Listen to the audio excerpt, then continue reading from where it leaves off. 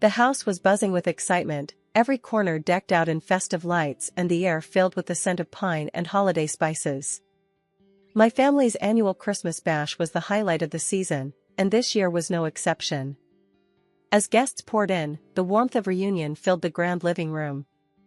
"Grace, darling, look who's here," my dad called out, his voice booming over the chatter. I turned from the group I was chatting with, a glass of punch in hand. Walking towards him, I saw he was standing with Mr. Anderson, his oldest friend, and beside him, a guy I hadn't seen in years, Alex Anderson. My heart skipped a beat, memories of childhood crushes flooding back. "Hey, Grace," Alex said with a casual grin, extending his hand. He had that rugged look about him, grown more handsome with the years. "Alex, wow, you've changed," I managed, shaking his hand, feeling the old butterflies stirring. Dad chuckled, nudging Mr. Anderson. "Remember how these two used to chase each other around? Grace had quite the crush on you, Alex." I felt my cheeks burning. "Dad," I protested, wishing the ground would swallow me up. Alex laughed, a deep, easy sound. "Well, look at you now. All grown up." The evening went on, with everyone mingling and enjoying the festive atmosphere. Dad and Mr. Anderson seemed particularly pleased, watching as Alex and I caught up. It felt like we were the evening's unofficial entertainment. "You still into that horse riding thing?" Alex asked, leaning against the mantel, a drink in hand. "Yeah, though not as much as I used to be. Work keeps me busy," I replied, feeling more at ease as we talked. "And you? Still the wild heart, traveling everywhere?" "Some things never change," he winked. "But hey, let's not talk about me. What's this I hear about you working for a charity? That's pretty cool." The conversation flowed naturally from there, the years of absence melting away as we shared stories and laughs. My dad and Mr. Anderson watched from across the room, their looks exchanged filled with something like satisfaction. As the night wound down, guests started to leave, their goodbyes filled with holiday wishes and promises to meet again soon. Alex stayed back, helping us clear up the remnants of the party. "You know, I really enjoyed tonight." "It's been great catching up with you, Grace," Alex said, stacking chairs. "Yeah, me too. It was a nice surprise seeing you again," I admitted, feeling a twinge of sadness at the thought of the evening ending. Just then, Dad came over, clapping Alex on the back. "Why don't you two exchange numbers? You know, keep in touch." There was a moment of awkward silence before we both agreed, and numbers were exchanged under the watchful eyes of our fathers. The next morning, my curiosity got the better of me, and I sent Alex a casual text. To my surprise, he replied almost immediately, suggesting we meet for coffee. And just like that, our new chapter began. After the Christmas reunion, things between Alex and me picked up speed, fast. It wasn't long before our casual coffee meetups turned into late-night talks, dinner dates, and weekends spent exploring the city together. One chilly afternoon, nearly a month after our reconnection, Dad called me into his study. The room was his sanctuary, lined with bookshelves, a hefty desk dominating the space. He was seated, looking more serious than usual. "Grace, sit down. We need to talk," he said, gesturing to the chair across from him. I sat, a flutter of unease in my stomach. "What's up, Dad?" He took a deep breath, his demeanor unusually solemn. "How do you feel about Alex?" I blinked, surprised by the question. "Alex? I like him. A lot, actually. We've been having a great time together." Dad nodded, a hint of a smile playing on his lips. "I thought as much. Mr. Anderson and I have been talking, you know, about you and Alex." My heart skipped a beat. "Talking? About what, exactly?" "About the two of you. Together. Permanently." My mind raced. "You mean marriage?" "Yes, marriage," Dad confirmed, watching my reaction closely. "We think it's a good idea. Brings the families closer, you know? And you two seem perfect for each other." I was taken aback. Dad, don't you think it's a bit old-fashioned? Arranging things like this? He laughed, a hearty sound. No arrangements, darling. Just two old friends hoping for their kids' happiness. But it's up to you and Alex, of course. We just think it's a good match. The conversation stayed with me, nagging at the back of my mind as I met Alex for dinner that night. The restaurant was cozy, an intimate setting that felt worlds away from my father's study. Alex seemed more nervous than usual, fidgeting with his napkin and avoiding eye contact. It was unlike him, and it only added to the knot of anxiety in my stomach. Grace, there's something I've been wanting to talk to you about, Alex finally said, his voice steady but serious. I took a sip of my water, bracing myself. Yeah? What's up? He took a deep breath. Our parents have been talking, you know. About us. I nodded, my heart racing. Yeah, Dad mentioned it. And, how do you feel about it? He asked, his eyes searching mine for an answer. I paused, choosing my words carefully. I think it's a bit sudden. But, honestly, I like you, Alex. A lot. And I think we could be really good together. A smile broke across his face, a mixture of relief and happiness. I'm glad you said that, because I feel the same way. I was worried you'd think it was all too arranged, too quick. It is quick, I admitted, but it doesn't mean it's not right. I mean, we do have a say in this, right? We're not just going along with what our parents want. Absolutely, Alex agreed. It's our lives, our choice. And I choose you, Grace. I want to be with you, marriage and all. Hearing him say those words, so earnest and sure, melted away any doubts I had. I choose you too, Alex. Before our fairy tale wedding, Alex and I sat down with a bunch of legal papers sprawled across the dining table. Among the usual documents was the prenuptial agreement. It was a hefty document, detailing what belonged to whom if things went south, but what really caught my eye was the clause on infidelity. The deal was clear: if one of us cheated, the innocent party could call it quits and walk away with $5 million. At first, I couldn't hide my surprise. $5 million? Really, Alex? That's specific, I said, eyebrows raised, trying to make light of the hefty figure staring back at me from the page. Alex met my gaze, his expression serious. I know it sounds harsh, Grace, but it's just a precaution. Not that I'd ever give you reason to use it, he assured me, taking my hand across the table. I laughed, a bit uneasy, but trusting him completely. I guess it's fair. Not planning on needing it, are you? I teased back, trying to shake off the tension. Never, he replied, squeezing my hand. And with that, we signed the agreement, sealing our futures together with ink and a kiss. The wedding was nothing short of magnificent, the kind of celebration kids dream about. Every moment was perfect, from saying I do to dancing the night away under the stars. The honeymoon was a blur of bliss, every day happier than the last. I was over the moon, married to my childhood crush, living out my dream. But after the honeymoon glow faded, things took a turn. The warmth and closeness between me and Alex cooled off faster than I could have imagined. It wasn't long before we were living more like roommates than soulmates. One night, after Alex had been particularly distant, I decided enough was enough. We need to talk, I said as he walked in, late again, looking like he'd rather be anywhere but here. Now?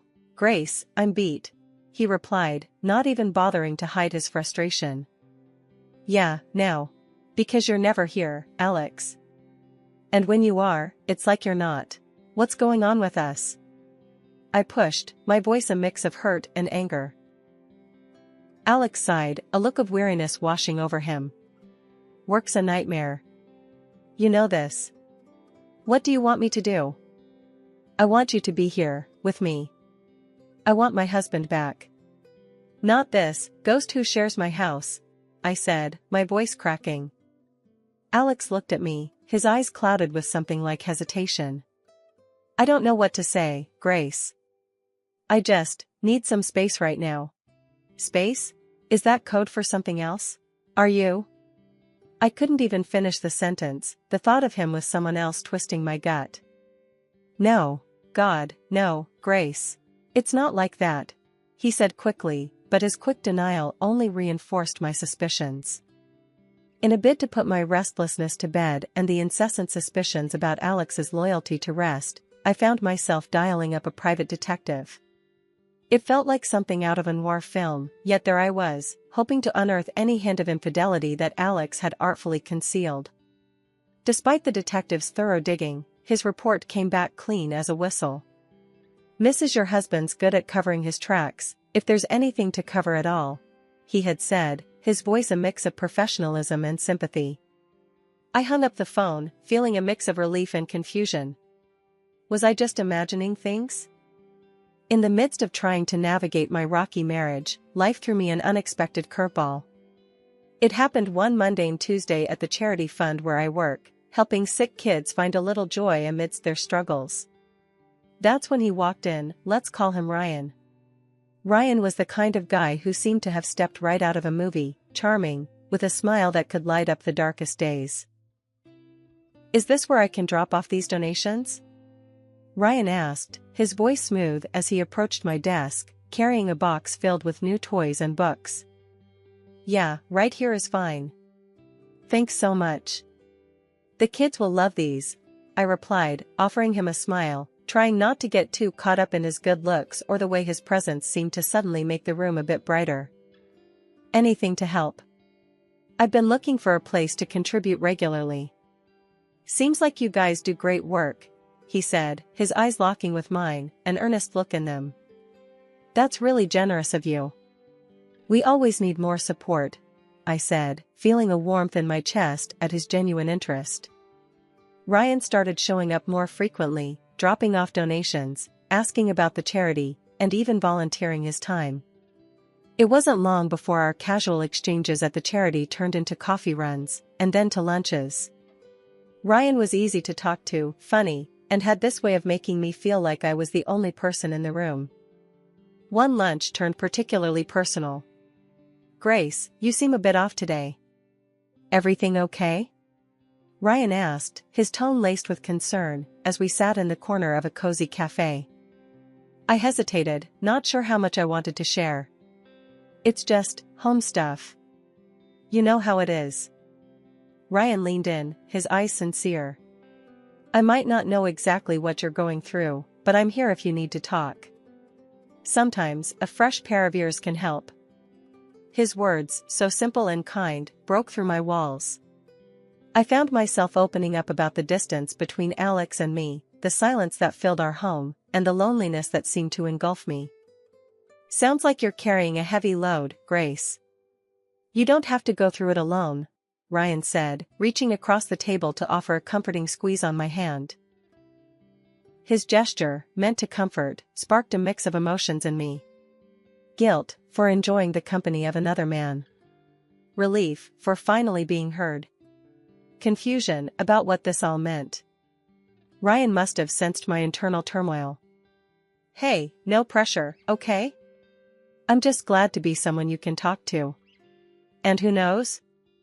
Maybe things with Alex will turn around." I nodded, managing a small smile. "Thanks, Ryan. I hope so too."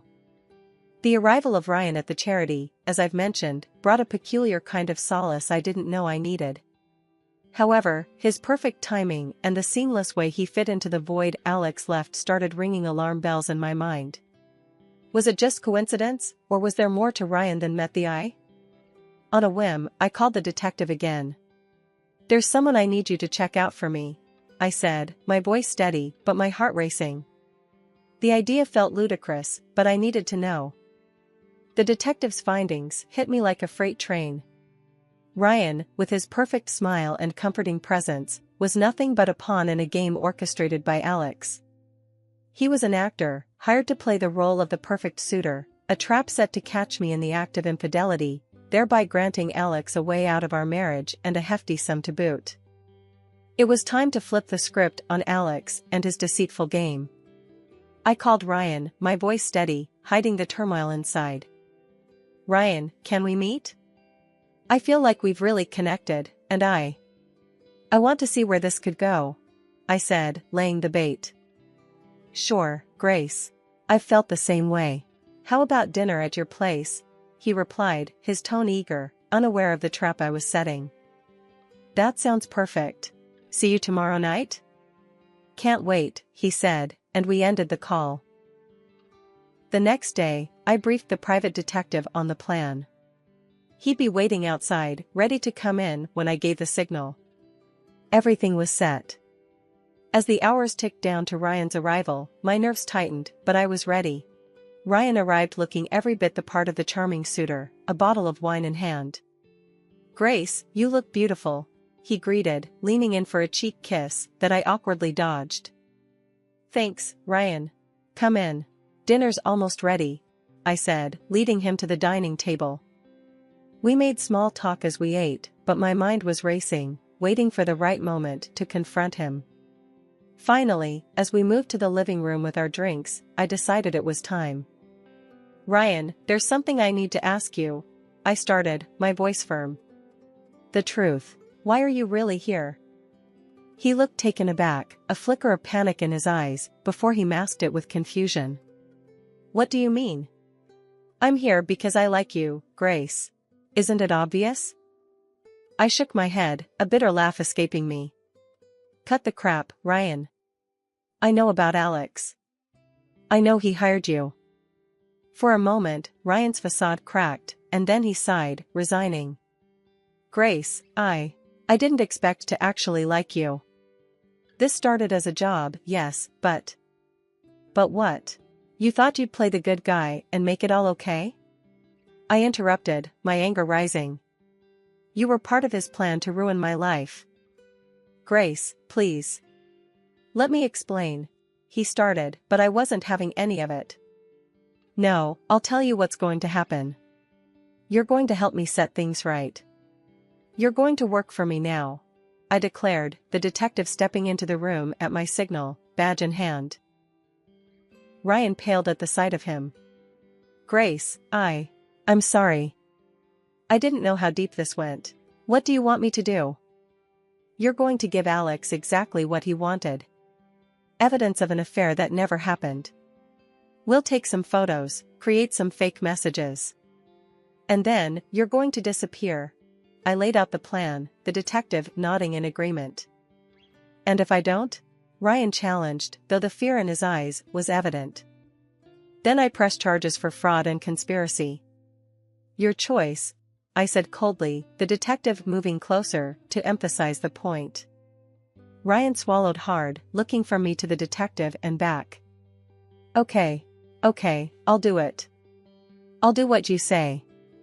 The next hour was a blur of staged photos and concocted messages, the detective overseeing everything to ensure it looked convincing.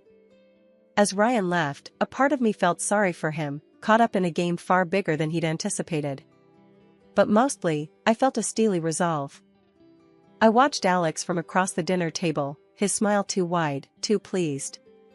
It was clear he believed he had the upper hand, having received the staged photos of me and Ryan. His glee was palpable, and it sickened me. Just as I was processing this, my phone buzzed discreetly in my pocket. A text from the detective confirmed my worst fears. Alex had been caught red-handed, not just playing the faithful husband as he'd led everyone to believe. A few tension-filled days later, a family dinner set the stage for what felt like the final act of our twisted drama.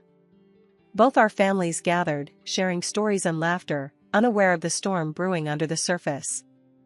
Midway through the meal, with a smirk that made my stomach churn, Alex stood, glass in hand, calling for attention. I have something to say, he announced, his voice oozing false sincerity. It's about Grace. The room fell silent, all eyes on him, then shifting to me. I clenched my fists under the table, bracing myself. I've discovered something unfortunate. Grace has been unfaithful, he declared, pulling out the photos of me and Ryan, his smile widening as he watched the shock ripple through the room. Gasps and murmurs filled the air, my parents' and in-laws' faces turning from confusion to disappointment as they looked at me. The betrayal felt like a physical blow, not from Alex, but from the pain reflected in their eyes. But I wasn't going to let him win this easily. I stood up, my legs shaky, but my voice surprisingly steady. "You think you've got it all figured out, don't you, Alex?" I said, my gaze locked on his, seeing the triumph in his eyes falter. "Grace, what is this?" my mom asked, her voice tight with worry. "Alex has been playing a game," I started. But he didn't expect me to play back. The room was dead silent now, every pair of eyes fixed on me, waiting for my next move. As the tension in the room reached its peak, I knew it was time to lay everything on the table, literally and figuratively. Before anyone jumps to any conclusions, I started, my voice steady. "There's something you all need to hear."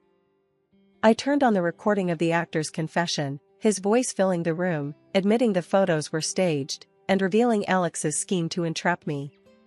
The room was silent, processing the weight of his words. As the recording ended, a collective sigh of relief passed through our families. My parents and Alex's looked at each other, the unspoken tension dissipating slightly with the truth out in the open. "But why would Alex do that?" someone from Alex's side of the family asked, disbelief clear in their voice. "To trap me," I said. "To paint me as the unfaithful one. But here's the thing, Alex has been the one cheating. And I have proof." I connected my phone to the living room TV, displaying the photos and videos of Alex with another woman. The evidence was damning, leaving no room for doubt or denial. His parents, once composed, now showed their fury. "Alex, how could you?" his mother exclaimed, disbelief and anger interwoven in her voice. "Why would you do something so despicable?" Under the weight of his parents' stares and the undeniable evidence, Alex's resolve crumbled. I was in debt, he admitted, his voice a mere whisper. "Big time. Lost a lot of money playing cards. I thought marrying Grace and $5 million in compensation for infidelity would solve my problems." His confession was a cold comfort, the damage irreparable. His parents were livid, their expressions a mix of shock and shame. "So, you used me. You lied and manipulated everyone here, just to cover your own mistakes," I said, the reality of his deceit settling in. Alex's father stood up, his disappointment palpable. "We're deeply sorry, Grace. You don't deserve any of this. Alex, we're going to deal with this as a family, but know this, you've lost more than just money." Turning to Alex, I found my voice again. "This marriage is over, Alex. I'll see you in court." After the dust settled from my divorce from Alex, the reality of my new life began to take shape. The $5 million I received as compensation felt like a heavy burden rather than a windfall. Knowing the source of the money tainted its value for me. However, I found solace and purpose in redirecting most of that fortune to the charity. Alex, on the other hand, wasn't faring well. Word of his actions had spread, tarnishing his reputation beyond repair. His parents, once supportive pillars in his life, had no choice but to cut professional ties, leaving him adrift in a sea of his own making. Job opportunities dried up, and creditors became his most persistent companions. Meanwhile, I embarked on a journey that took me across the country with our charity project. It was invigorating, each new city a chance to touch more lives, to make a tangible difference. The work was fulfilling, aligning perfectly with the sense of purpose that had eluded me for so long. One evening, during a rare quiet moment at home, my dad came over. The weight of unspoken words hung heavily between us until he finally broke the silence.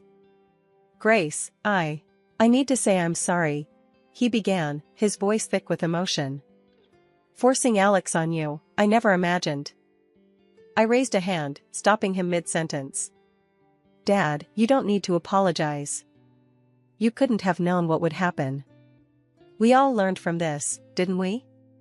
He nodded, relief visible in his eyes, but the guilt still lingered. "I just wanted you to be happy, safe. I thought I was doing the right thing. And I found my happiness, just not in the way any of us expected," I said, offering him a reassuring smile. What happened with Alex, it was a tough lesson, but it led me here. To doing something I love, something that makes a difference. Dad looked at me then, really looked at me, and I could see the pride shining in his eyes. You really have found your place, haven't you? He said, a note of admiration in his voice. Yeah, I think I have, I replied, feeling a deep sense of contentment. And the charity work, it's just the beginning. There's so much more I want to do, so many more lives we can touch. Life had thrown me a curveball, but I'd caught it and thrown it right back. This was my new beginning, and I was determined to make the most of it, one step, one city, one heart at a time.